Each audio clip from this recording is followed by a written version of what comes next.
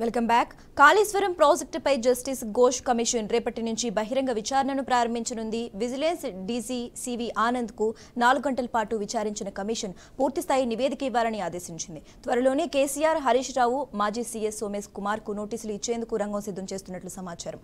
మేడిగడ్డ ఎందుకు కుంగిందన్న అంశంపైనే కమిషన్ ప్రధానంగా దృష్టి సారిస్తున్నట్లు తెలుస్తోంది.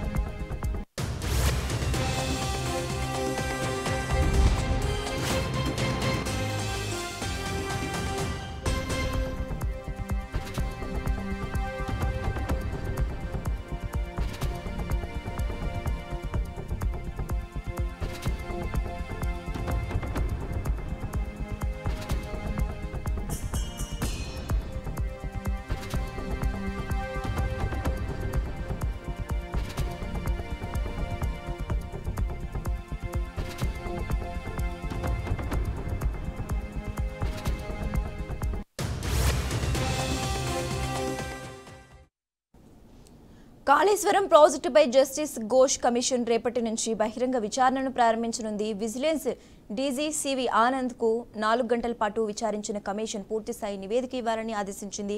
త్వరలోనే కేసీఆర్, హరీష్ రావు, మాజీ సీఎస్ సోమేష్ కుమార్ కు నోటీసులు ఇచ్చేందుకు రంగం సిద్ధం చేస్తున్నట్లు సమాచారం. మేడిగడ్డ ఎందుకు కుంగిందన్న అంశంపైనే కమిషన్ ప్రధానంగా దృష్టి సారిస్తున్నట్లు తెలుస్తోంది.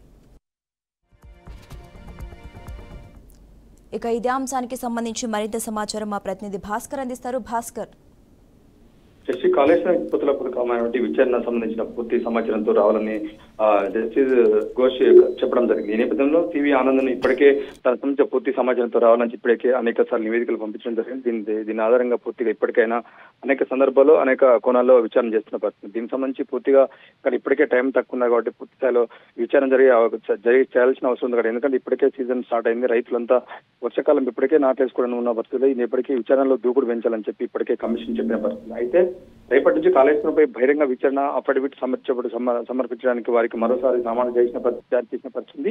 2 వారాల పాటు నాన్ స్టాప్ ఎంక్వైరీ చేయాలి. విజిలెన్స్ సివి ఆనంద్ అయితే ఇప్పటికే సుమారుగా 4 గంటల పాటు విచారించిన కమిషన్ అయితే తెలుస్తుంది. ఈ నేపథ్యంలో ఇప్పటికే vigilance DC justice CC Ghosh ఆదేశం ప్రకారం మధ్యంతర నివేదిక అందజేసినట్టు డీజీ త్వరలో మనకు కొద్ది నోటీస్ ఇచ్చే అవకాశం ఉంది. ఎందుకంటే ఇప్పటికే కాళేశ్వరం గత ప్రభుత్వంలో కట్టినటువంటి ప్రాజెక్ట్ ఇప్పటికే గత 10 ఏళ్ళు అయిపోయింది. ఇప్పుడు కాంగ్రెస్ ప్రభుత్వం అధికారంలోకి వచ్చి కూడా సుమారుగా 8 నెలలు దాటుతున్న పరిస్థితి. ఇప్పటికే పూర్తిసారి ఇప్పటికే గోదావరికి ఫ్లడ్స్ వచ్చినాయి. ఇప్పటికే ఆ పూర్తిసారి రైతులకు వానాకాలం ఇప్పటికే నాటేస్తున్న పరిస్థితి. పూర్తిసారి దీని మీద ఒక క్లారిటీ రాకుండా ఇప్పటికే అనేక సార్లు మీటింగ్లు పెట్టుకున్నా, విచారణలు చేసినా, పవర్ ప్రజెంటేషన్ ఇచ్చా, నిన్న కనీసం 3 ఏళ్ల మరమ్మతులు చేయలేని పరిస్థితి.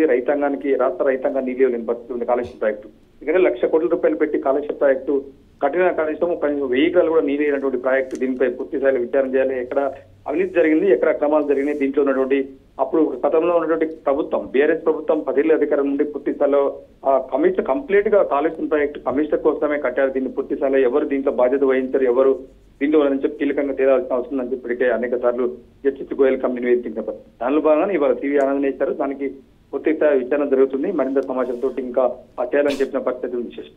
Okay, right. Thanks for updates Bhaskar.